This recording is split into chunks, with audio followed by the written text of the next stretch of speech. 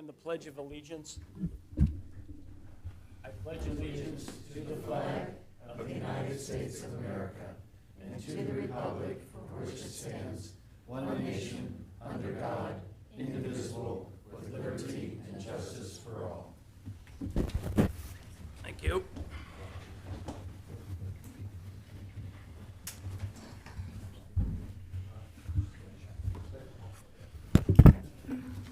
All right, on roll call, Mr. Ayer. Here. Mr. Bartlett. Here. Ms. Brown Knight. Here. Dr. Lewis. Here. Mr. Van Stone. Here. Mr. York. Here. All right. All right, have we all reviewed the minutes? Are there any questions regarding the minutes? No? All right, a motion and a second to accept the minutes. So moved. Second. Mr. Ayer. Aye. Mr. Bartlett. Aye. Mrs. Brown Knight. Aye. Dr. Lewis. Aye. Mr. Van Stone. Aye. Mr. York. Aye. All right, we'll accept those minutes. All right, in communications, we have, is James with us here tonight? Because James didn't come in tonight? Apparently not. We have James's monthly maintenance department report. Any questions regarding the report? If you do, I guess, obviously you can contact him or got a quick one right now. We took delivery on the skid steer today. We took the liberty of what? You know, Delivery. Oh, I thought you said we took the liberty. No, D. I don't know what that means. Well, we're taking a liberty too, I'm sure. But all right, I'm assuming no questions. Nope. Although we do have a spending request in there, and this is for maintenance on the backhoe. Any questions regarding that? I think did we talk about this last week, I think? We did. I mean, there's attached to the spending request is a detailed outline of the type of work that needs to be done, so on and so forth. This is basically, we all know that the backhoe is an older piece of equipment. This is maintenance that basically will extend the life, make it safe to operate, so on and so forth. Okay. All right, motion and a second then to approve the spending request. So moved. Second. Mr. Ayer, Aye. you guys have questions? No, he wanted to read it. Oh, okay. Mr. Bartlett? Aye. Ms. Brown Knight? Aye. Dr. Lewis? Aye. Mr. Van Stone? Aye. Mr. York? Aye. All right, we have the monthly report from Mr. Barlow, the tax department's, and I know Chuck is back there. There, sir. Any remarks, There he any is. comments? Too late, we No? said no, Ben. Great numbers, Chuck. Yeah. How'd you manage that? Yeah, it was a good month. A lot of that big overage were some large extension payments. So I'm hoping that those will end up transferring forward as quarterly estimates for this year or refunds. So, but no, it was exciting. I thought we had a good shot at $1 million. Yeah. Timing's everything because on May 1st we did 17,000. So Yeah. we would have had 1 million and what, 1,000, something like that. Yeah. So, Yeah. but yeah, no, it was a really good month. So, Yeah, it really was. That's great. Awesome. All right, all right, thank you. thank you. Even if it's not that much every month, you'll make up the difference. Thank you, Chuck. I had a good one.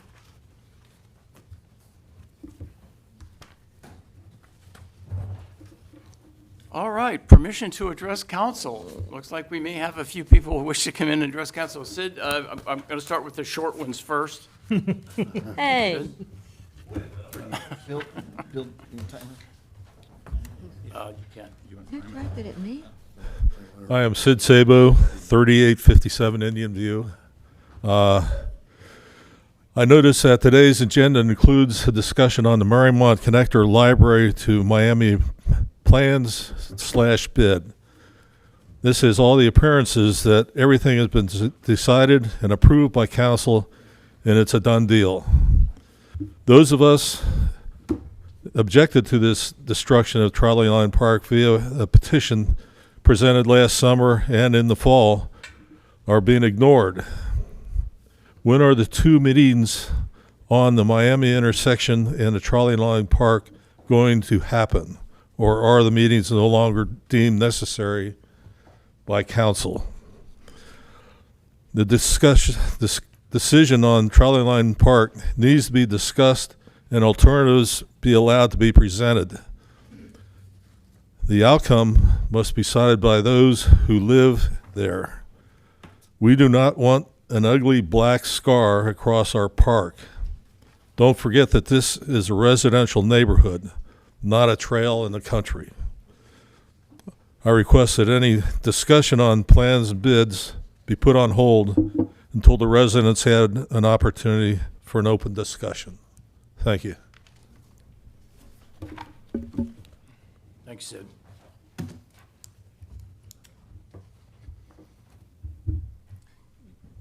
You gonna remind people about 3 minutes? Yeah, yeah.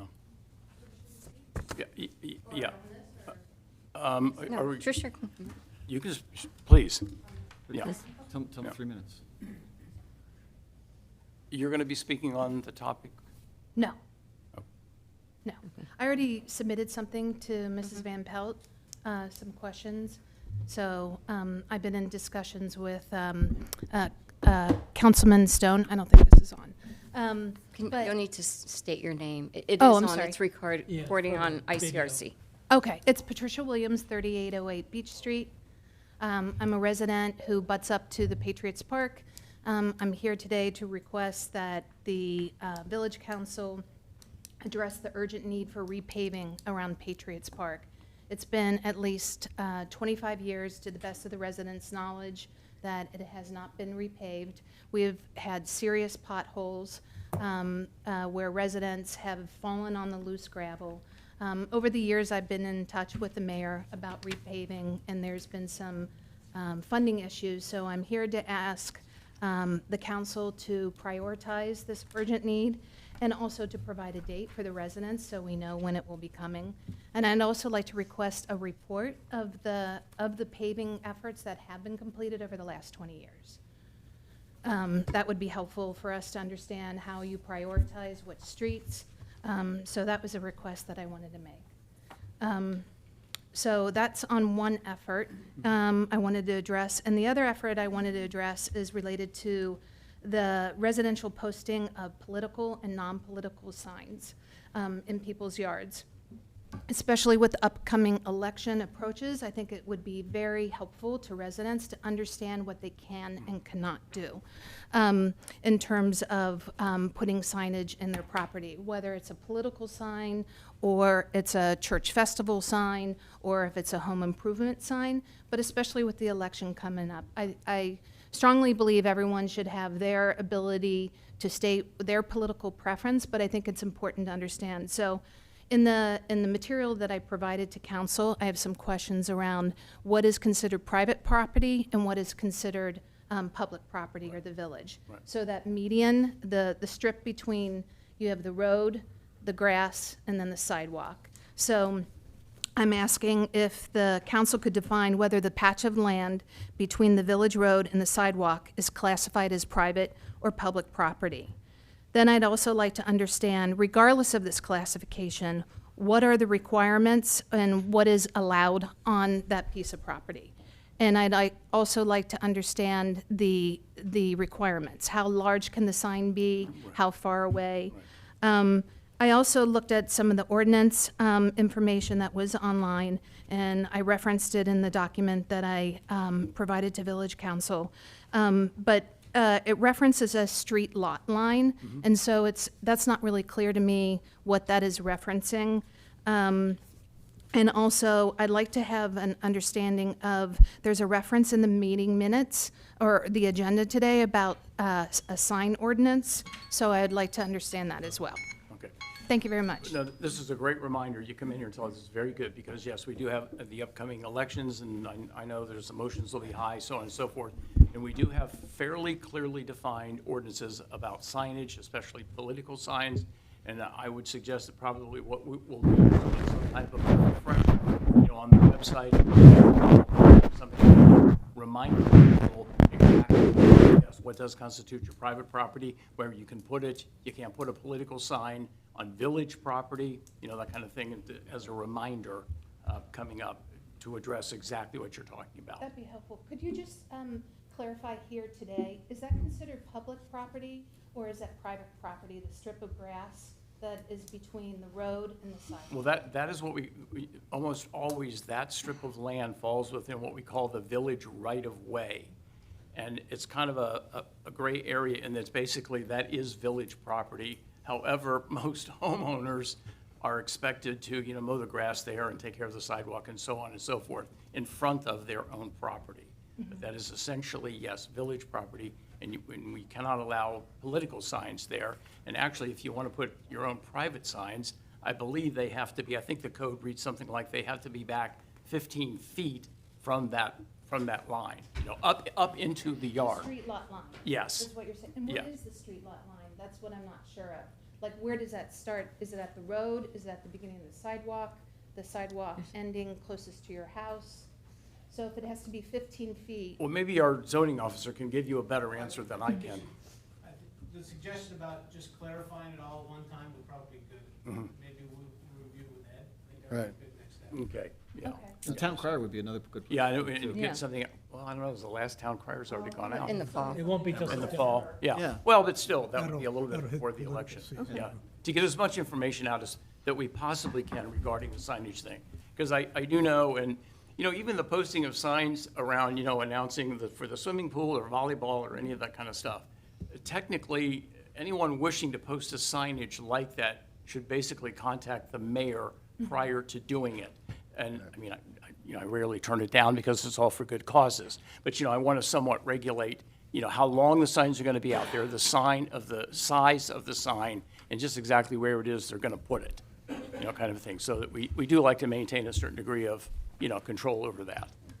Since some of these questions can't be answered today, can you provide a date when they will be answered so I can come back to council and understand the Sure. signage? Sure, yeah. Okay. We'll try and get something together for you. Well, just to clarify, you were saying we were going to post it online? Is that the best way to do that?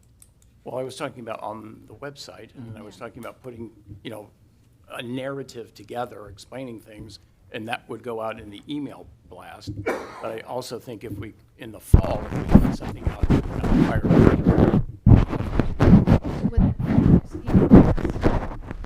Well, I don't know whether we can get it's accurate and we get Okay. this together, correctly, but it would be coming soon. Okay. Yeah, I'm sorry, I just can't say a specific date, but. No, I Yeah, understand. coming up. In the agenda where it references to amend sections relating to signage, is that related to anything we're No, discussing today? I believe that is talking about commercial signage, that over in front of the Sandwich signs. Strand and Sandwich. areas Okay. like that, yeah, Sandwich signs. yeah.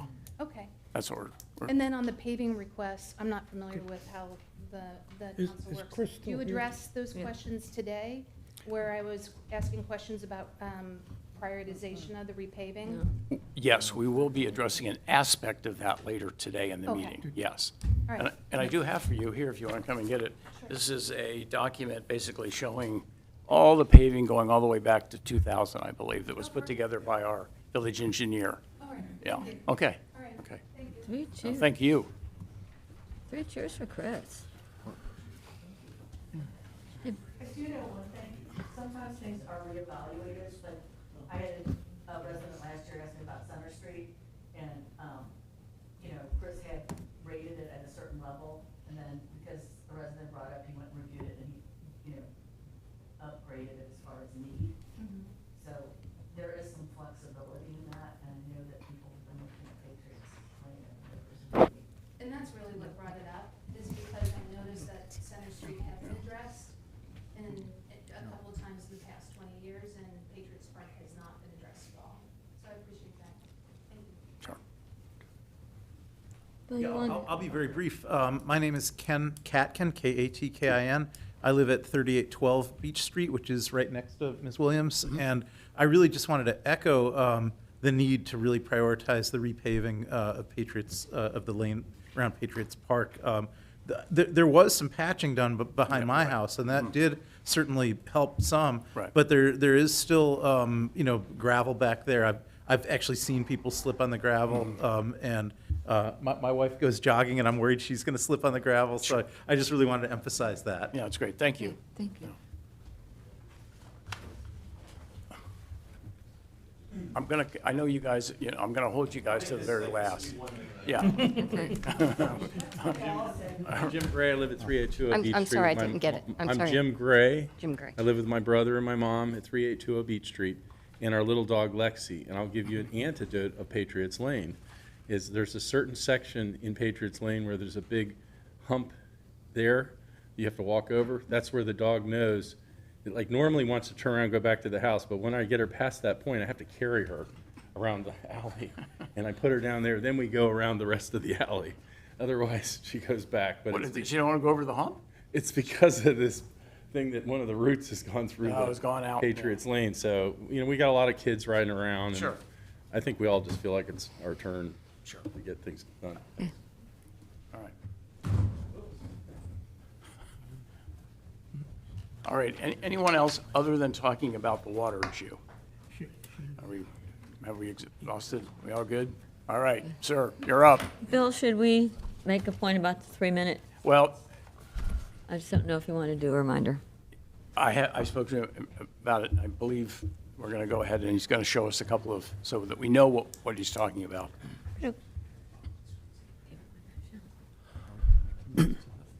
My name is Scott Rutolo. I live on 4314 Grove Avenue. I'm here to bring awareness to a stormwater runoff issue in our neighborhood.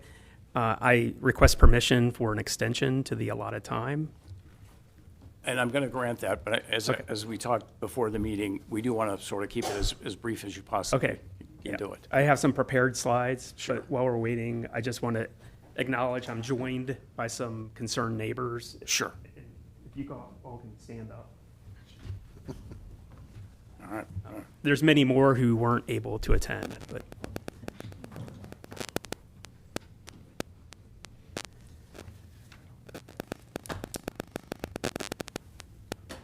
So while that's being pulled up, I'm going to briefly cover background of the issue. There was a storm event on April 2nd, 2024, which I want to bring awareness to. We have some short video clips just so you can understand the magnitude of that event. And then I'll conclude with a request that I would like to be considered by the council. The power, can you open the PowerPoint? It should be open.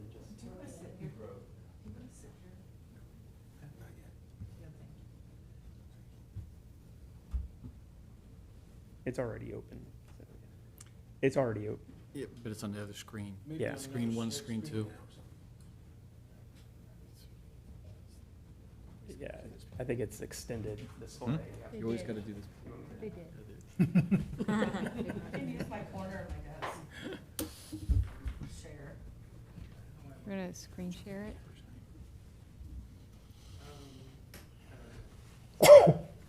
Bless you. Oh. One job.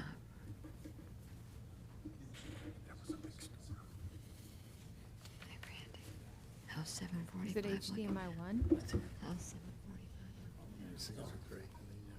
7:45? Sorry about this. It's all good.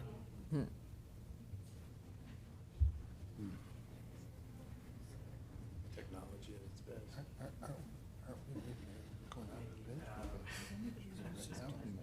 You weren't good in testing. Does anyone know how to? Yeah. It's undirected to me, so it doesn't appear I'm jumping in. Function F5. Pull it up. Here we go. Thank you. Magic touch.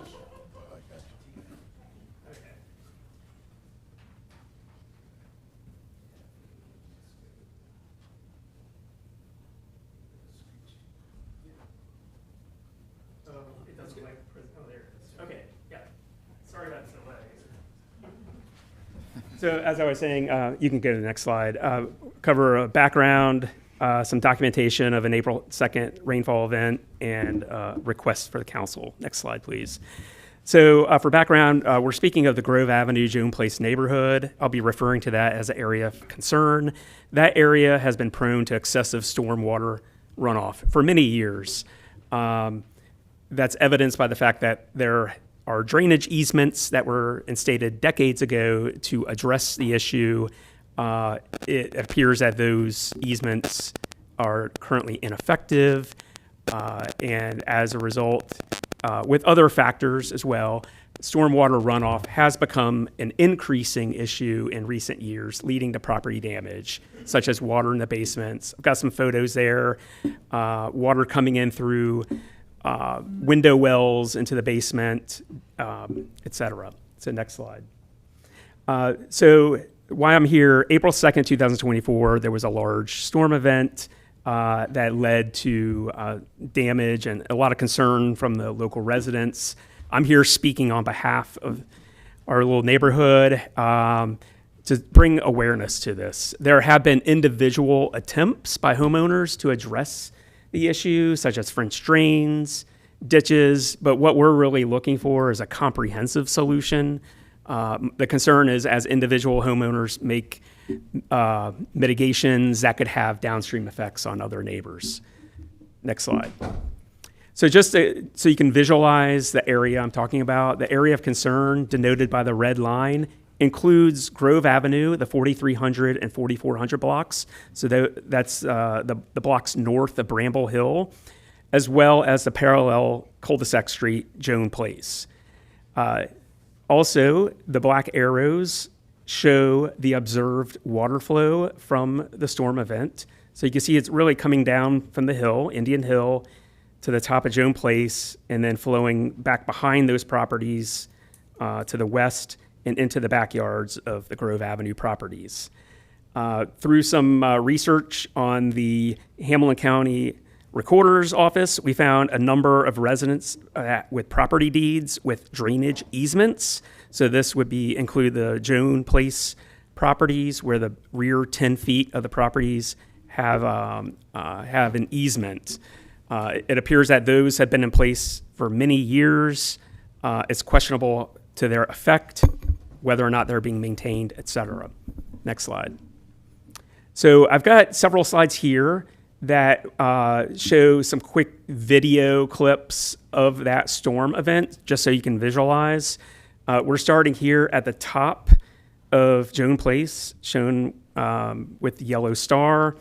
If you just hit the right arrow, it should play. And the intent here is to show the volume of water. You can see it's like a waterfall coming down the steps, cascading down the street.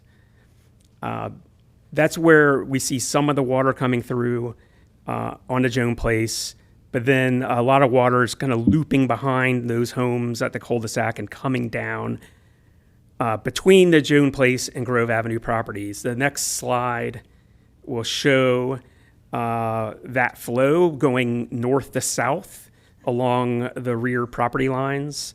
Essentially, it's like a river of water flowing through there, if you hit the next arrow.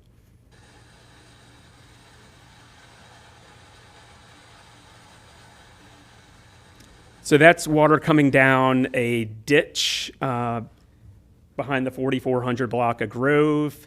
That ditch is just some residents dug that ditch, but it's impossible to have that go all the way through. So eventually it runs into obstacles that then causes that water to then disperse and go into cause property damage. So the next slide will show that right here at the end of that ditch. You can see it just pools up. If you hit the next arrow, it's basically running into a tree and a chain link fence that's dammed up.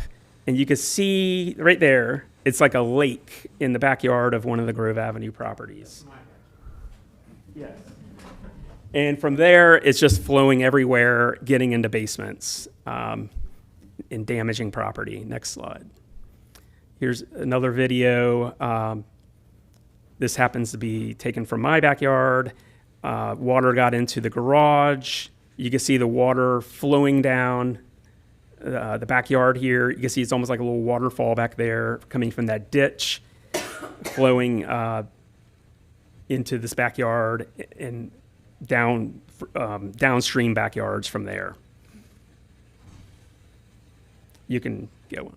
Yeah, here's another video downstream from my property where a garage was flooded and just water flowing out from there. I think that might be the last video, but we actually had several other videos and pictures, but for the sake of time, I can't share them all. But long story short, this has been an ongoing issue for years, and we want to come to bring awareness to the council of this. So just want to conclude with a request. So what we're requesting from the village of Mariemont is to sponsor a stormwater drainage assessment with the objective of identifying a comprehensive solution to the stormwater runoff issue in the Grove Avenue, Joan Place neighborhood. Some specific points here under that is, first of all, understand how the water flows and how to manage that runoff. So for example, perhaps conduct a hydrologic analysis, drainage design, where should this water be flowing and how should that be managed? Identify any obstructions that would impede that natural water flow. It could be fences or trees. And what's the plan? Who's responsible for removing those obstructions? I mentioned drainage easements. There's a lot of clarity on what are those drainage easements still in effect? Who's responsible for maintaining those easements? I just did a preliminary search on the recorder's office. I don't know how many properties even have easements. I found at least 3 or 4. So we just need clarification on that. How are those requirements enforced? And then lastly, a recommendation on what improvements individual property owners can or cannot make in context of Ohio drainage law. So there's a reasonable use doctrine under Ohio drainage law that allows property owners to make some improvements as long as they're, quote, reasonable. That's a vague term. We don't know what's reasonable, what's unreasonable. We'd like to have clarification on that as we go forward. That's all I had.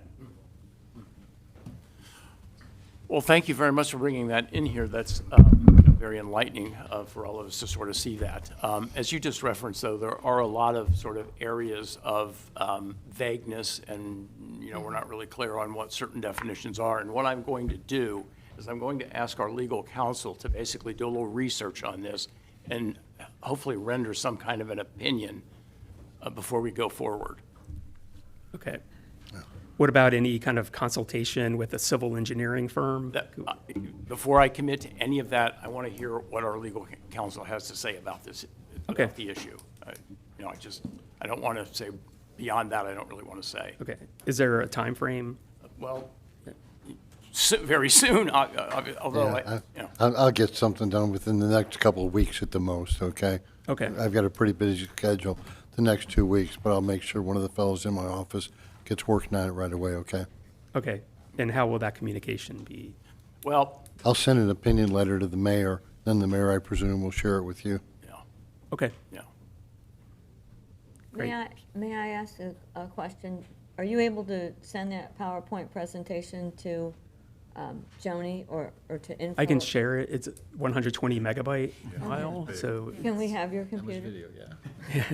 I can share, put it on a shared drive. Okay. Okay. Yeah. It'd just be good to have. Okay. Yeah. Okay. Thank you. Thank you so much. Thank you. Yeah. Thank you. Very helpful. Like stormwater sewers, on Joan? I was just looking at the water, I didn't. About halfway up Yeah. on Joan, Yeah. but at the top, no. And then we have even fewer on Grove Avenue. There's one at the Bramble Hill Grove Avenue intersection. That's another potential concern. Do we have enough infrastructure in place? Yeah. How often? Well, basically every spring. I mean, and feel free, you guys chime. Yeah. I could tell you in 2018, my basement, it was so bad, it burst through a glass block window and just totally flooded the basement. A lot of water. Thousands of dollars of damage. So that was in 2018, and then again, we got water in the basement this go around, had to pull up carpet in my finished basement. So let the attorney get to work on this so Okay. we can start working toward something. Okay, thank you. Yeah, thank you. Thank you. Yeah. Thank you so much. That was a really great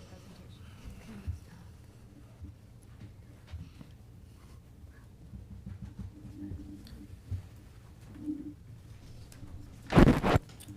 All right, any questions on the bills? Can I ask really quickly, just to clean up, Matt, what's the status of the community, and I just don't recall.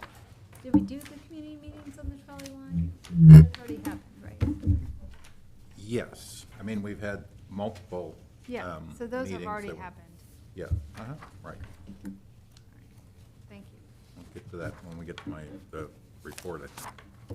Okay. Any other questions regarding the bills? We're on top of as far as the choice one bills, getting all, okay.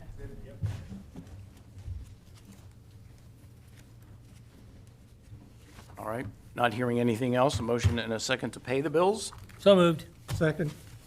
Mr. Air? Aye. Mr. Bartlett? Aye. Ms. Brown Knight? Aye. Dr. Lewis? Mr. Van Stone? Aye. Mr. York? Aye. All right, let's pay some bills. All right, I think we have 4 committee reports tonight.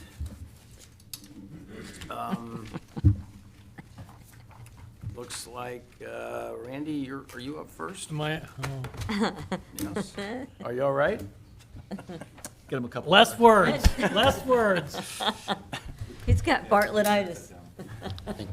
The Health and Recreation Committee met on Monday, May 6th in council chambers. Present at the meeting were Health and Recreation Committee members Randy York, Susan Brown Knight, Matthew Ayer. Also in attendance were Mayor Brown and resident Doug Zemke. The meeting commenced at 5:30. The purpose of the meeting was to review the John Nolan Pavilion roof repair, the John Nolan Pavilion painting, the Living Good Monument stone repair, Living Good Park hedge replacement, and strategic removal at the concourse. The committee reviewed 2 quotes for the roof repair at John Nolan Pavilion. The Malloy roofing quote did not include cleaning, and the combined quote to clean and repair was $5,600. The total quote from HKC Roofing was $4,824, including cleaning and repairs. The committee unanimously recommends that we accept the bid from HKC Roofing and proceed with the roof repairs. The committee reviewed 2 quotes to paint the John Nolan Pavilion. The committee selected a quote from Trumbull Painting for $32.50. This bid was updated to include a coat of bonding primer and 2 coats of Sherwin-Williams Emerald. The committee unanimously recommends that we accept the bid from Trumbull Painting and proceed with the painting of the structure after the roof is repaired.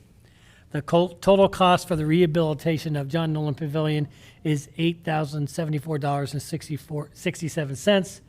There was $5,000 appropriated from permanent improvement for this project.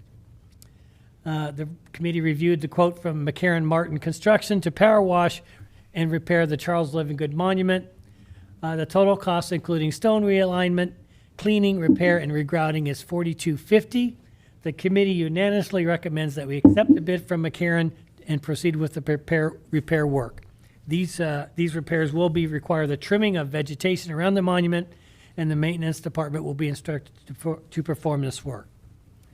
There was $7,500 appropriated from permanent improvement for Living Good.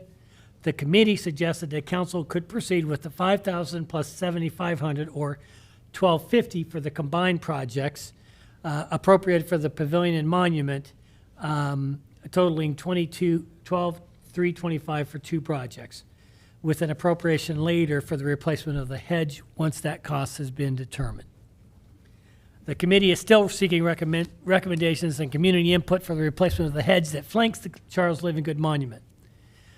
Finally, the committee reviewed a quote from Shawnee Tree on the proposed tree work at the concourse. The committee unanimously recommends that the tree pruning and removal of the trees that are threatening the pergola be approved. The quote to prune 2 trees and remove a dead tree trunk was approved for a total of $955. The committee was in agreement that the next steps are focusing on the pergola renovation, additional treatment of invasive species on the hillside, and the development of an overall plan for the park. The meeting adjourned at 6:24 p.m. Respectfully submitted, You. Matthew, Randy, and Susan. All right, you've heard the report. Do we have discussion? So is the tree stuff, the very last one, was that permanent improvement? Where's that being funded from? Do we know? This last one about you. That's just Is that general fund. That's just, okay. So The that'll just be out of- 955, the Yeah. 955, is that what we're talking, yeah, that, Yeah. Okay, so that'll just be like out That's of general fund, yep. yes. service department or something. Where's that? Okay. So are you good with the math on the other? Yeah, The I'm good with combining that. of the, Yeah. and putting, Yeah, we're razor thin on that appropriation, but hopefully, but this way we can basically get, we can get the stone monument fixed, we can get the pavilion re-roofed, well, not re-roofed, but the roof repair and the paint. yep. Yeah.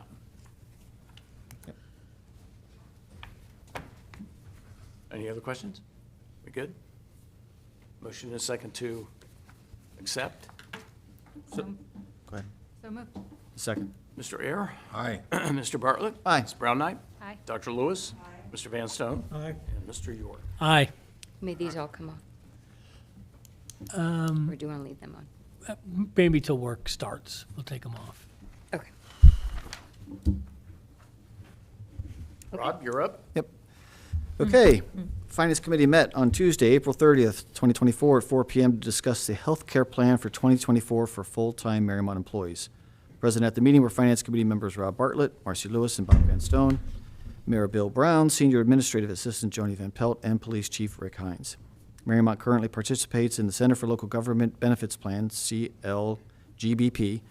This is a consortium of municipalities that pools their money to self-fund health care and dental care insurance.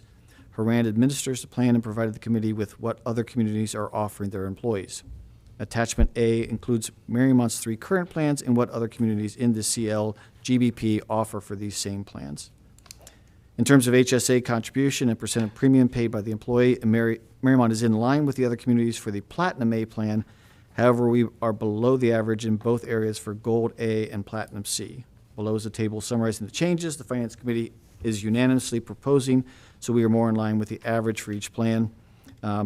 Essentially, again, no change in Platinum A. Gold A, employee contribution go from 7.5% to 10%, but the HSA contribution from the village would increase from $1,100 for a single to $1,200, and for employee plus one, the HSA contribution would increase from $2,200 to $2,400. And then for Platinum C, the employee contribution would go from 5% to 9%, and the HSA for single would go from $1,500 to $1,700. HSA employee plus one would go from $3,000 to $3,400. So this would get us in the attachment, which I'm not going to go through, has got that we matched the averages then. Because of higher healthcare claims over the past year, CLGBP has approved a 7.5% increase for healthcare premiums in 2024. Last year, premiums also increased by 7.5%, but in 2021 and 2020, there was no increase in the premium. CLGBP is recommending a 0% increase for dental care premiums for 2024. The 7.5% increase for healthcare premiums will cause total cost for the village to increase by $27,286. If we made no changes to the HSA or employee share of the premium, the village would bear $24,749, which is equivalent to 91% of the increase, and employees would bear $2,537. With the changes proposed by the Finance Committee, the village would bear $21,668, which is 79% of the total increase, and $5,618 will be borne by the employees. Changing the employee contribution rates and the village's HSA contribution rate requires a change to the salary ordinance for full-time employees. If council agrees with the Finance Committee's recommendation, the first reading of the new proposed ordinance will be at the May 27th council meeting. This enables the final reading and vote to occur in time for the changes to go into effect in August 2024. Respectively submitted, Rob Bartlett, Marcy Lewis, and Bob Van Stone. All right, Rob, very good report. Any discussion? We all understand. I mean, it's really got it laid out here really well, I think. Do you have the signed report? It's here. It's right there. Isn't that it? No, is that it over there? No, this is mine. We do, it's right here. The Post-it got buried. Thank you. Sorry, Rob. What's she doing it? Oh. Y'all good? Any questions? No? Good work. Good work, yeah. Hard to have a question after that. report. Yeah, right, I mean, I don't even, right. All right, well, then a motion and a second to accept it. So moved. Second, Mr. Air. aye. Mr. Bartlett. Aye. Mrs. Brown Knight. Dr. Lewis. Aye. Mr. Van Stone. Aye. Mr. York. Aye. All right. And this can come off the agenda. Okay. All right, Safety Committee is up next. All right. Safety Committee met on Tuesday, April 23rd at 4:11 PM. Present were Safety Committee members Matthew Ayer, Rob Bartlett, and Randy York. Mayor Bill Brown, Village Engineer Chris Ertl, Bob Van Stone, and resident Sid Sabo. Engineer Ertl presented the engineering plans developed by Choice One Engineers for the Mariemont Connector Phase 1. That is the segment from Miami Road to a point behind Mariemont Library where the shared use path will meet with the Columbia Connector. Construction of the Columbia Connector, which will connect to the Little Miami Scenic Trail, is scheduled for 2026 and 2027. Engineer Ertl and Chairman Ayer described design aspects, including the selection of crosswalk locations by Choice One traffic engineers, reducing the path width from 12 to 11 feet, and designed to retain large open spaces in the Hiawatha-Rembold median. They also confirmed that this phase was fully funded from a Clean Ohio Trails Fund grant with the local match in private donations via Tri-State Trails. Subsequent phases in planning stages, including their schedules and funding opportunities, were described, including the necessity for open forums for public input and plan reviews. After discussion, the Safety Committee unanimously recommends that Council authorize Engineer Ertl to prepare bid specifications and solicit bids for construction in 2024. The meeting adjourned at 5:04 p.m. Respectfully submitted by myself, Rob, and Randy. All right. You've heard this. Signed report. I do. Heard the report. Any discussions, any questions? Thank you. I have some real issues. Sure. I guess first question is, Kelly, do you have where the match comes from Tri-State Trails? Do you have any documentation on that? I don't know off the top of my head, but I certainly could look at it. Kelly, I can answer that for you. Okay. That was provided to Richard Ford. Oh. And he was comfortable with that. And it is a firm commitment letter in writing from Tri-State Trails. I just, Yep. Good Yep, question. no, that's what? the right what- question. It's the What right is the answer. total dollar value of the constructor? What's Chris's estimate of the dollar value, or Choice One, or whoever? 275,000. 265? 75. What, we have 229 from Clean Ohio? Something like that? Yeah. That, I have a problem because it's gonna sit by itself for 1 to 2 years. Because the Columbia Connector, I mean, the engineering drawings aren't done on that at this point. The other thing about the Columbia Connector, and correct me if I'm wrong, Chris, that 20% of that, 80% is a grant, but the 20% is going to be shared by Columbia Township, Mariemont, and Great Parks, and we are sort of responsible for a third of that cost. And so we don't even know what that cost is, and by going ahead with this bid, we're implicitly saying that we will go do the connectors on each side. The other part is the Miami intersection. We'll talk about that a little bit later in the Public Works report. But the minimum cost to the village of that is 150, on the order of 150K. And if the sort of grant doesn't come through, we're talking about 800K. And so this same intersection, by the way, Rex Beavis was here 6 weeks ago or so and strongly suggested we not put in the path until the intersection is completed. And I think he had a very valid point. The other thing that's really bothers me, this is like a divide and conquer strategy. And because once that's built, the intersection's sort of on the books to do something about with sort of grants, it's going down Murray. Now, there's a feasibility study that was approved by the council that would be the path.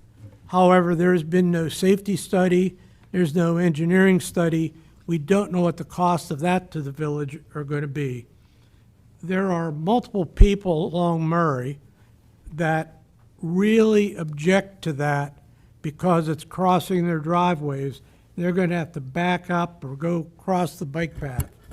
And I want to say, there are also people on Murray who really want it. So, it's a mixed bag, but I think we need to come to peace, particularly when those people think it's going to decrease their property value. And my good colleague to my right, when we started this, promised that we would get everybody on board before we did any construction. And we don't have the people on Murray on board yet. So I am just, have a hard time, and I've heard Matt's argument, well, when the money's there, we have to do it. Well, it sounds like we just jumped ahead with this part of the project before getting the other parts done, or at least the Columbia connector done, then proceed. So I'm having a real problem with going out for bid on this. In response to some of the points that you've raised, Bob, which are good ones, the nature of building these trails across the tri-state and across the United States is done in a manner that is done in pieces that match up with grant opportunities. And you'll see that on the Wasson Way, where it started just as a path that really didn't go anywhere down Wasson Road, and then it was extended further and further, east and west, piece by piece, sometimes in a disjointed manner where the piece could be funded upstream or downstream before it connected in the middle. And it's a nature of building these shared use paths, is that it's matched up to the funding. So I wouldn't characterize it as we have the money so we have to spend it. What we had is we had the opportunity to obtain the funding for that segment through a Clean Ohio Trails Fund grant within the constraints of that program, knowing that the Columbia connector is a go. I mean, it's proceeding. To your point with respect to Mariemont having cost, that Mariemont's already committed to being part of the Mariemont connector. I mean, that happened before this path was authorized. They're a partner with Great Parks and Columbia Township, and under the direction of ODOT. And we're not responsible for 1/3. We're responsible for one small segment of that path that's less than 1/3 that is in a portion of the 20% local match. We also have an opportunity to obtain funding for that segment. And Chris will be working on funding that segment of the Columbia connector, our match, through Clean Ohio Trails Fund grant. And then with respect to the SORTA grant opportunity, you're correct that we have a cost estimate that redoes that whole intersection, that accomplishes a number of things with respect to traffic and safety and so forth, and it's an expensive project, most of which is not necessarily associated with the path. It's a redesign of that entire intersection. We have the opportunity to get a SORTA grant that leaves us with, which covers 90% of the construction cost, but does not cover design. But we also have opportunities to obtain funding for those 10 and 10% aspects. So it is, and I can understand that that there's some, there's a small degree of uncertainty associated with future funding, but it's just a nature of how these shared use paths have to be built and funded, and being able to take advantage of opportunities as they arise. I understand that, but as of tonight, these are open commitments the village has. When you say open commitments, help me understand, because I gotta be honest, I don't agree that putting this makes us committed to the Columbia connector necessarily, you know, and I do think Matt also. just said we were tied in. Wait. So, and the thing is the residents spoke very clearly about this. I mean, we had a survey that was online, and we had lots of input, hundreds of people provided their input, and it was very, very clear that they preferred that route going along there. I do agree with you, Bob, that it's still very important that we have, well, again, first let me say, we've had a lot of public meetings on the Mariemont Connector. I gotta say, I sort of disagree with what Sid said there, because we've had at least 3 different meetings where we've had drawings and people have provided, and we've made changes. We've made changes to that whole layout based on the great input from the residents of this village. So I think Matt's done a great job of collecting that input and using it to really optimize the plan. And I'm confident that we'll do that forward, because we talked about this before. It is going to be very important to talk to the people along Murray and get their input into that as well. But I feel like this is a wonderful opportunity to get a segment, because I also agree with Matt, there is no way you're going to be able to fund all of it at once. I mean, that would be great. That'd be great if you could do that. But I just don't think it's feasible in any respect to do that. So I think this is a chance for us to get a significant part we already have the grant money. We have also the written document from Tri-State Trail saying they'll cover the rest of it. So it's a great opportunity that we should be taking advantage of and not walking past and not, and losing the grant. If we take too long, we lose the grant. And then, I understand that, but I am concerned about the what I consider to be an open commitment, because it's implied by going ahead that we're gonna do both ends of that. And we might get a sort of grant, the 90%. Everybody assumes it's a slam dunk. I don't know if it is or not. And I'm just saying, I think we have to be very conscious about what we're talking about with what are we really committing to. And what I've heard is we don't really know how much the Columbia Connector is going to cost the village, or what we'll all be on the hook for, whether we get money from other people or not. And then on what's on this part, are we going to get additional money? Right now, we don't know. But the Columbia Connector is happening, and it's taking us up to the library. That's happening, and the village has agreed to be a partner in that project. So that is happening, so that we have that path coming. It's really just a matter of timing, where we're going to have, a 2-year period where it's like, okay, I can take the path from here to here, but there's going to be a lag in time before it connects. And another aspect to it is, it's going to be it's remarkable that you'll be able to get on this path and take it to the Little Miami Scenic Trail and ride your bike to wherever. I think there are a lot of positives, Matt. Right. I'm not arguing about the positives. I tend to look at the negatives. What are the potential pitfalls of doing this?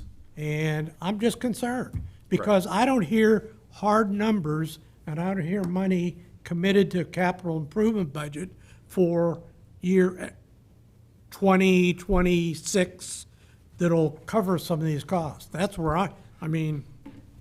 Matt, just for clarification, on the Columbia Connector, the village is only really in for a fraction of a fraction, correct? Correct. Yeah, and do we, I know do you know what that fraction is? Yeah, that was gonna be my question. What You have a ballpark? number? Yeah. Chris, I'll pass that off to I'm you. still waiting for numbers from ODOT. The preliminary engineering is like $9,000 for our share, and the construction is maybe $25,000 for our share right now, but those are gonna change. We just had stage 1. We're gonna do 2 more stages of planning. Okay, but you were saying that even if, let's say those are roughly the numbers, kind of a thing, we are in line, though, to get some private funding.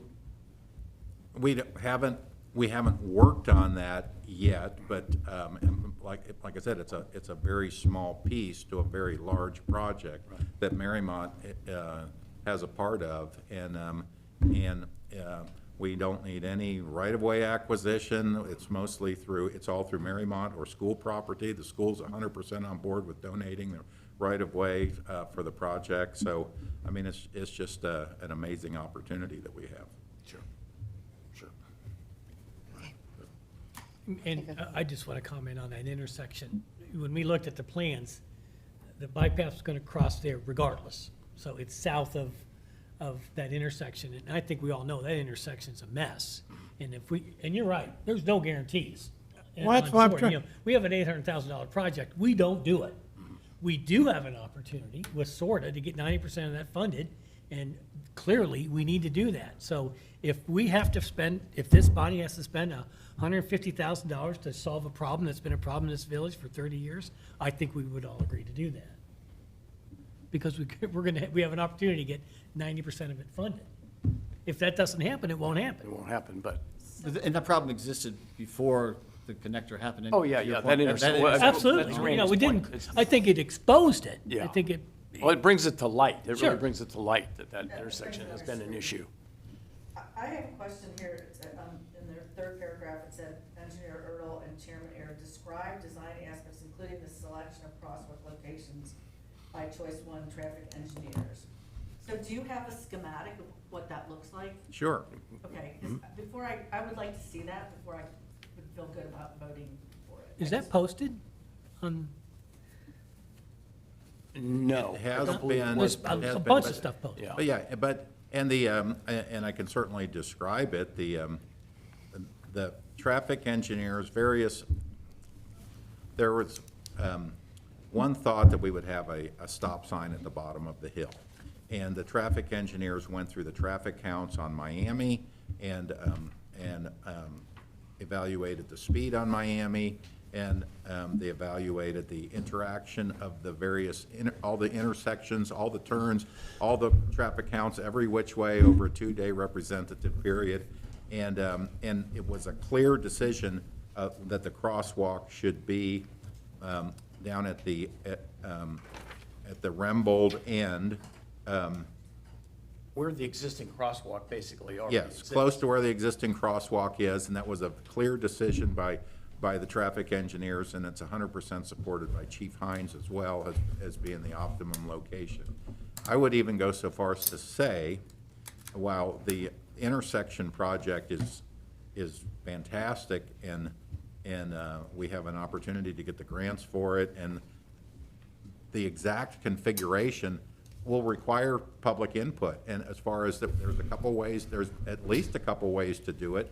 And, but none of those ways, whether it's choice A, choice B, or some hybrid of those, will impact where that crosswalk is going to be and where this path will terminate as far as its western end at Miami. So, even a no build on the intersection would put the crosswalk there. And if we have an interim period, that's a safe crossing point for the path right now today. So all those things work in our favor. Chris, do you have anything to say about the study? Because we've actually had 2 different engineering firms look at this before too, right? As long as they don't block off line of roads. Yeah. Well, I know, do you have anything, I mean, to help Marcy out with her questions? Well, I'm just saying, I would like to see something, like a schematic. You know, That's I mean, fine. 'cause Yeah, I'm no. not the best at visualizing things in 3 dimensions, I'm not. Because this is a really designed, I mean, this has like elevation and everything. It's Yeah. a really well-done report that has all that kind of All I'm stuff. saying is just for my own comfort, I'd like to see that before. You're talking about the report has all the designs and, Yeah, it was handed out at the committee meeting. Well, I mean, there's a rendering. The rendering Yep. really does show in great detail what those, I think there's 2 options on that rendering. Right. It's very well laid out. But the focus right now is on the trolley park though, right? Correct. Not on the intersection. That's all this is. Correct. Although, Yeah. there is as I pointed out, I'm just worried about we're implying we're gonna do something that, or we feel we're on the hook for it, and it's not in any of the capital improvement budgets. Well, we've spent nothing on Murray Path, and we will spend nothing on the Mariemont Connector. I really don't believe we'll spend any village funds on any of it. I think there's enough funding out there, there's enough interest from enough private individuals that I can't see the village spending any money. That's a very good point. And also, Bob, I think to use the term that we're sort of on the hook for it, per se, I mean, if it came down to it, and we did a study, and you got, input and whatever, and it was gonna, look like the village was gonna have to pony up hundreds of thousands of dollars to do it, well, this body could say no. Okay. I mean, we're Yeah, not. next segment, right. Yeah, I fine. certainly am citing nothing that obligates us to do it. I mean, we will be looking at I it. just want to make sure that Yeah. when we approve this or go on a bid, we're not implying we're going to go ahead with any other projects. But I would say that we did early on commit to finishing this path. I mean, the village committed to say. We are going to we be are looking at it, believers yes. in this We're path. believers and we're looking at it, but we're not legally obligated in Correct. any way to proceed with it should the expenses of the project come in at some unforeseen number. Or the design. if Or the the design design. makes sense. Bob, I think, it's just fair to say, and I think that council spoke that we want the path to happen, for it to go through Mariemont and to connect to the Little Miami Trail. And that as far as when that happens, it's going to happen when funding is available. I mean, and if funding is not available, we'll defer it until the funding is available for these next phases. Can you just take a quick moment and walk through, and it was clearly discussed at the committee, the safety related to that intersection, potentially getting that grant and that focus and that emphasis, is that connected, and if so, in what way, if we can just lay that out here, to the construction on, at Trolley Park? So, The sort of Is it- grant is yeah. in The- here. sort of that. The Public Works meeting, Public Works Committee met, and we'll go through their report in a few minutes, that we're asking Chris to go ahead with the sort of grant for that intersection. okay. It's Along with number one- two number one other- priority, right? We laid it out as a number one priority on the list. So that's why I think we need to focus on this report. I mean, I'm sorry if I got things all muddled up. I apologize, but. No, it's all right. But the point is that, I just want to make sure we firmly said we're not committing to go blindly ahead with that project. And we're going to apply, we're asking Chris to apply for a sort of grant, and that's in the Public Works report in a few from now. So I don't know if that answers your question. It does, thank you. Are we all good? I mean, are we beat this pony to death? Yeah, Bob, I hardly ever say anything about any of this sort of stuff, but that implication, that wouldn't concern me at all. It really would not Okay, concern me. that's I think fine. It's a point well taken for you, but I don't think it really is going to bind this body at all. And it sounds like this is a good thing to go forward with. I have one more question for Chris. And it says prepare bid specifications. So within those specifications, will you be including specifications about that intersection or just the trolley part? Just the trolley part. Okay. Yeah, it's just the pathway. Got it. All right, motion and a second to accept.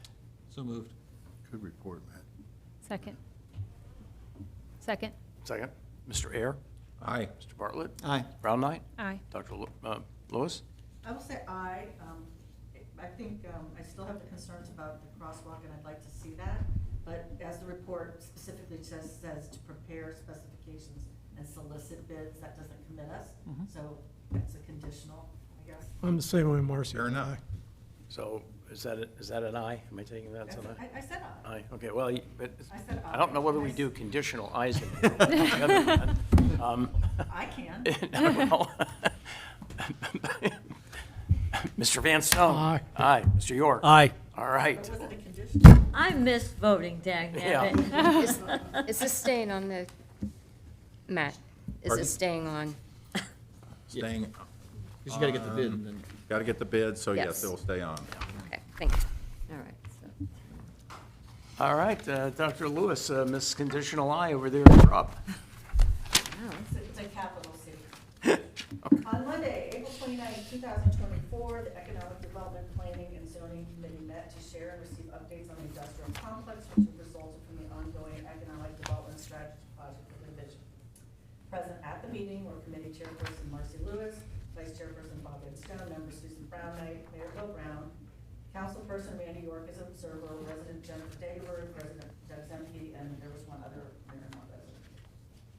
As part of the ongoing economic development strategy project division, it's become apparent that some, if not all, of the industrial complex should be incorporated into a community reinvestment area, commercial, as opposed to a residential, which we currently have in place. The exact boundaries of the CRA would be recommended to the EUPC, that's my abbreviation, committee by the CRA Council, of which Bob is chair, and then ultimately voted on by the village council as a whole. In order to be proactive, the Economic Development Planning and Zoning Committee voted unanimously to go ahead and have go out to Ed in drawing up legislation for the CRA so that council can get appropriate legislation in place in a timely and efficient manner. And since Bob is our resident expert, and we kind of came up with these recommendations based very heavily on his expertise, I would invite you to address any questions. Thank you. I think this is great. I think this is great we're going forward with something like this. The only question I have is, who else is on the council? So you're chair, and then? I'm not, I guess I got promoted tonight. He's kicking us out. He's on the council. It's, Oh, yes, sorry. Okay, thank you. I'm Thanks. sorry. Thank you. I'm gonna try to remember. Did somebody do that on purpose? There's about six people on Six it, people? Okay. Including yourself, then? including myself, Rod. Rob, Oh, good, okay. I can send you the legislation, but Teen- it's probably is online. Tina on it? I think she is. Tina Getter? Tina Getter. I Tony's think, got it. I don't have the list right. Joni sends it, that's fine. Tony's Joni will got send it, it. that's fine. That was, Gonna we have it. we established that. That was something I inherited from, before I was ever on council. That was kind of never created the CRA council. So that, I think I did that in early 23 or 22. And I don't remember who all's on it because I just kind of turned it over. Marcy, Okay. I think it's a great idea also. My only question, I started working on some of the legislation for it already. My only question is, what's the area? Are we going to include the entire industrial area down there or just a specific portion of it? My I have vision, thoughts, but Was My- there a recommendation in the? my personal feeling is because if well, let me talk about the process. The process, We don't need this, no. Can we have that, that's the discussion that you should be having in that group, and then you make a recommendation to us. I'm not really sure we need to debate that here Yes, please. this evening. but that's what I was going to say. That group will make a recommendation on the map once we have legislation so we can legally create an area.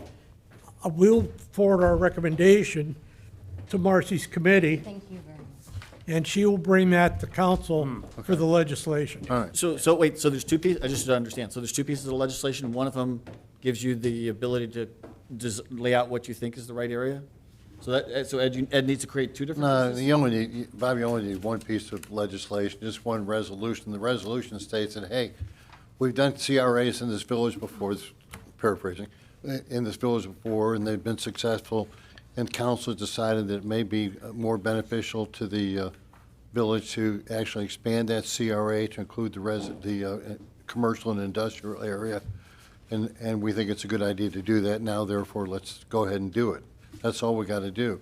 We do have our, I keep forgetting, what do you call that thing, the Tax Incentive Review Council? Yeah, Or the, there's actually two, there's that, and then we there's the- created it at the time, I forget Right. what they called it, but then, anybody in that property, if they want to receive a tax abatement for any addition or improvement they're going to do to the property, they file an application with us, and then we've got all those steps that you're familiar with that we've got to follow. So, to answer your question, I think we only need one piece of legislation. But at some point, Bob's committee is going to sit there and lay out, here's the boundary, right? Yeah. Somebody Right. has- So that comes after? That'll be a the le- revision to the After the resolution? It should be in the resolution. In the resolution, okay. Yeah. That helps. Yeah. Okay. But they I- meet and sort of decide that, because see, not only the boundary, but basically the terms, you know, the time got so element and much the to get percentage. through. All of that is to be determined. We- The way the stat, My feeling was that the CRA council needed to know was operated within the ordinances of Mariemont,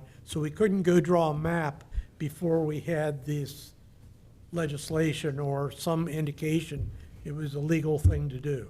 Well, because the CRA already exists. Yeah, We're right. just- For residents. That's a for residential. resident, not for commercial, there's This a is a little bit of a commercial. difference between commercial and residential. But isn't the square is commercial, right? The square's in the CRA. We gave an abatement to the movie theater. That needs to be looked at. We did that? Next. Okay, so do we have a motion, a second? Yeah, to I accept? just think it's a matter of just expanding the CRA to include the property from point A to point Make B. things legal for a change. Marcy, thank you for that report. I very much support the idea of us establishing a CRA for the Is that a motion? industrial park. Is that a motion? So moved. Please. So Do we have moved? a motion? Do we I'd have like to to- approve the report first? Yeah, that's what I Yeah. think they're trying to do right I'd now. like to I move we accept the approve report. report as Yeah, submitted. accept the report. I will say Bob this, seconded. what the statute says is the housing order, the housing vote? officer is typically the individual who identifies the area to be included in the CRA. So I'd leave it up to Rod to do that, and along with you guys. I mean, it's open for discussion for anyone, so Yeah. it's not that big of a deal. Right, right. Roll call. All right. I think we had a motion. I think we the had idea is a second great out there idea. for somewhere. what it's I worth. move to accept Marcy's We did. report. We did. We We- did. Roll Bob call. already said. Conditionally or unconditionally? Okay. Mr. Guys. Erica. I'm just Aye. teasing Mr. you. Bartlett. Aye. Ms. Brown Knight. Hi. Dr. I'm Lewis. making fun of myself. Aye. Aye. Mr. York. Aye. All right, Bob, I think you're up. The Public Works and Service Committee met on April 24th at 4:40 PM. In attendance were Committee Chairperson Bob Van Stone, committee members Randy York and Rob Bartlett, Village Engineer Chris Erdl, and Mayor Brown. The Village Engineer Erdl presented 4 options for potential 2025 SORTA grant applications. 1, Murray-Miami intersection. The estimated construction cost was between $692,000 and $702,000, depending on the selection of exact configuration. Potential SORTA grant at 90% was $632,800. So the Mariemont cost would be $70,200. Mariemont would also be responsible for approximately $75,000 to develop engineering drawings. Project 2, repave Pleasant Street, Mariemont Avenue to Mariemont Avenue. Estimated construction cost, $170K. Potential SORTA grant at 90% is $153K. The Mariemont cost would be $17K. That project is scheduled for the 2025 repaving according to the 5-year plan. Project 3, repave West Street. Estimated construction cost, $250,000. SORTA grant, potential SORTA grant at 90%, $225,000. The Mariemont cost, $25,000. Scheduled for repaving in the 2027 according to the 5-year plan. Repave Miami Bluff. Estimated construction cost, $330K, with a potential grant, SORTA grant of 90%, of $297K. The Mariemont cost would be $33K. It's scheduled for repaving in 2028 according to the 5-year plan. After considerable discussion of the village needs, the repaving schedule proposed by the village engineer in his 2022 evaluation and grant possibilities, the committee recommended the following priorities for SORTA grants. Number 1, the Murray-Miami intersection. 2, repave West Street. And 3, repave Pleasant, Mariemont to Mariemont Avenue. The committee acknowledged the potential challenges for street and capital improvement budgets if all the recommended grant projects are approved. Is that the sign report? All right, we've heard the report. Do we have discussion? Do we have questions? Good report.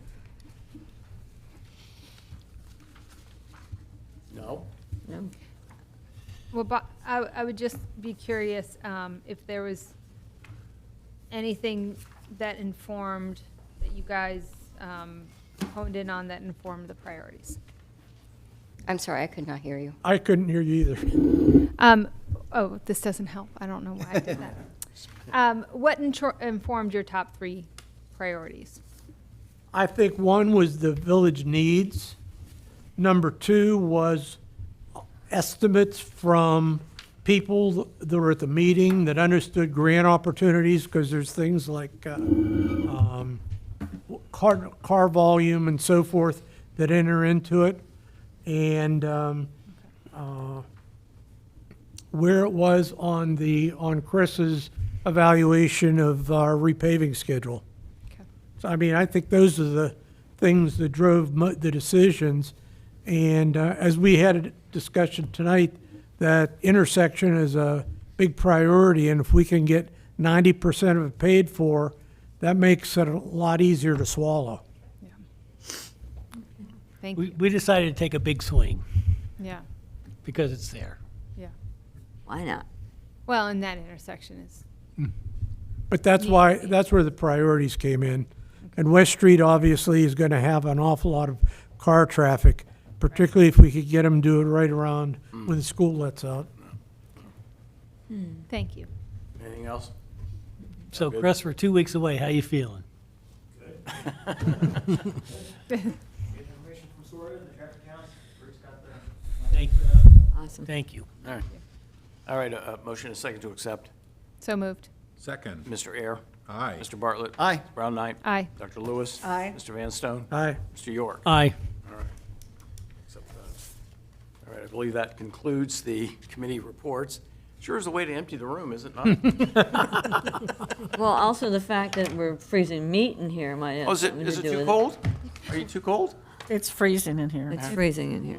Meat, Here, meat, right Well, behind you. bump up the Yeah, go bump for up it. the Just thermostat. bump that son of a gun up. Now, The one to the left, yeah. Yeah. Uh-huh. Thanks for Yeah, just- speaking up, yeah, Kelly. Bump it up. Please don't. 73 is better than 60 below.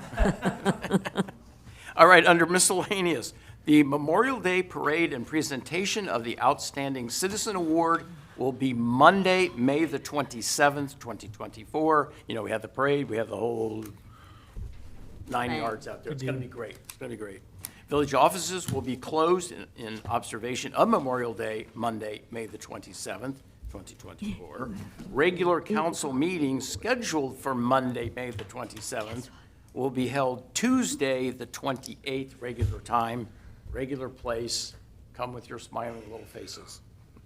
The budget hearing will be held Monday, June the 10th, 2024, at 5:30. Council meeting will begin immediately following the conclusion of the budget Meeting. Yeah. So if the budget meeting only takes 30 minutes, we're on. I'll see your challenge, Okay? You'll raise me something. and I'll raise you 5 minutes. All right, resolution number 1. We've got 4 of these on emergency to get through here, so Oh. bear with me. Okay, this is the second reading to authorize the solicitation of bids for Patriots Lane Street Rehabilitation Project and declare emergency.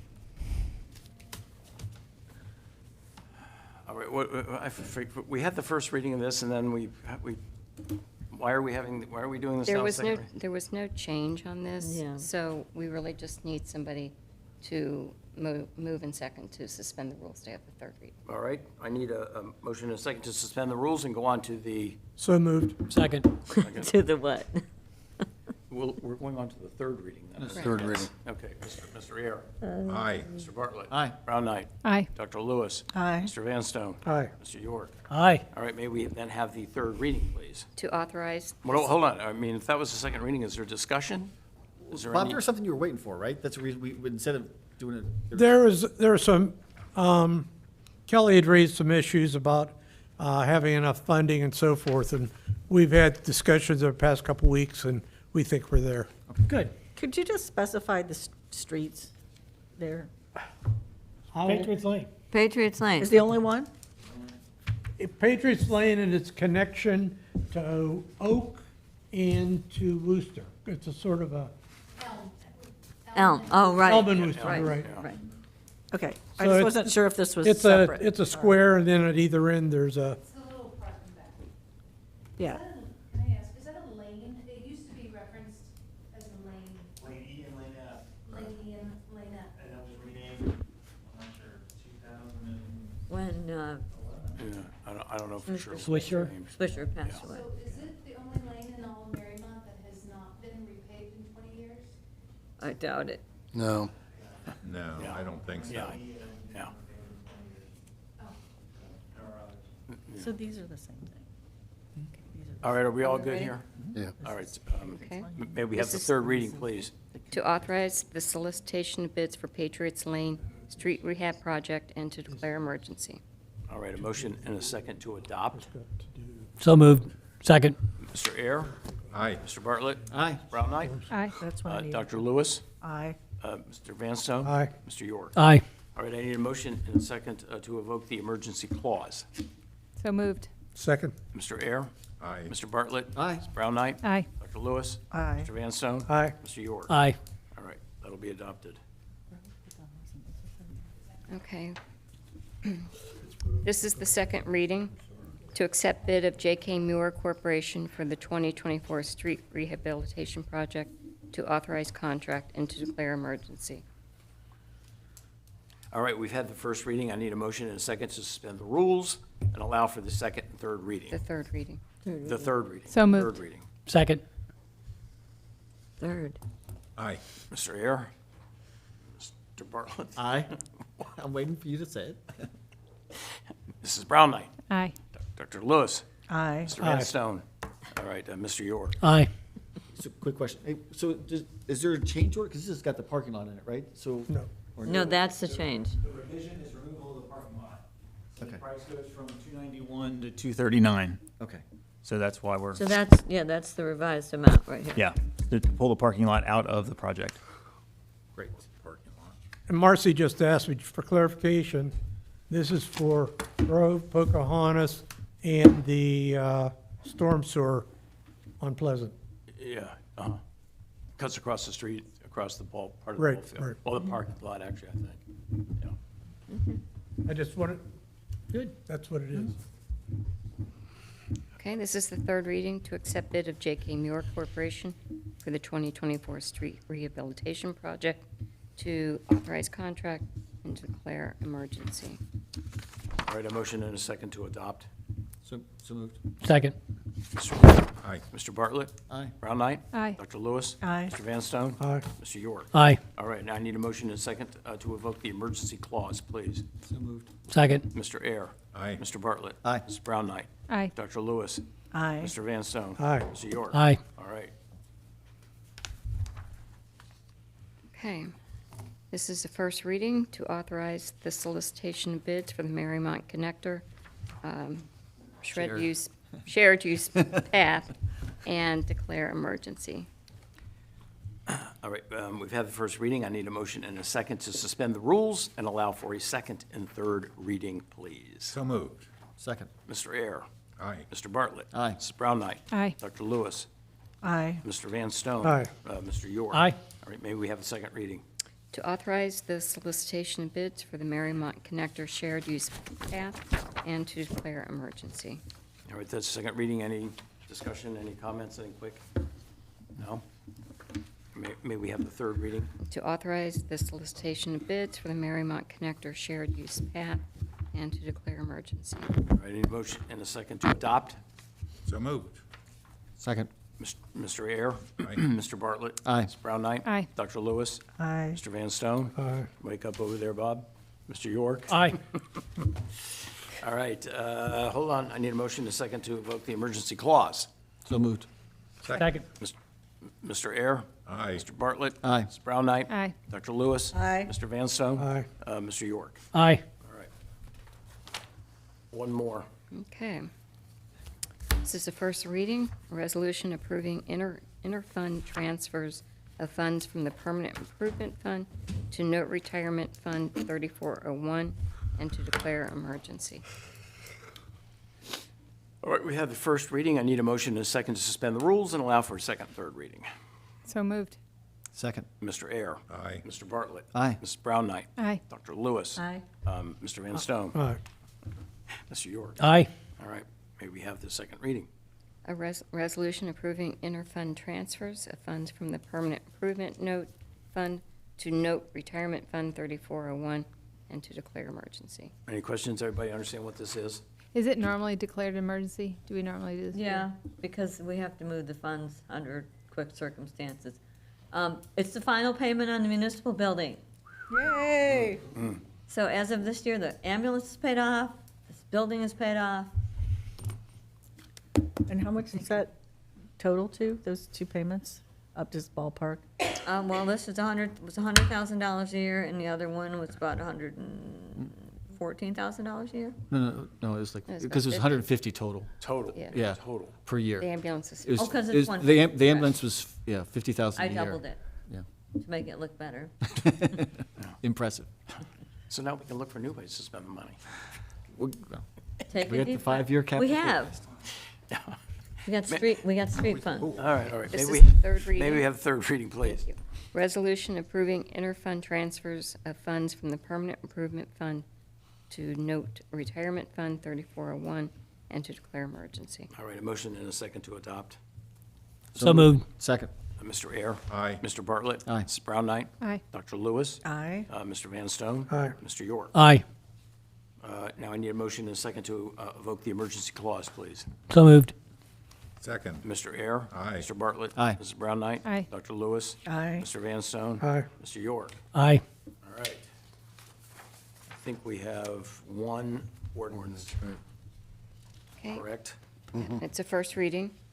To delete in their entirety sections 151.115 and 151.116, solar heating, cooling, and hot water systems from the Mariemont Code of Ordinances, and to include new sections 151.115 through 151.121, solar energy systems. All right, that's the first reading. We'll have the second reading in 2 weeks.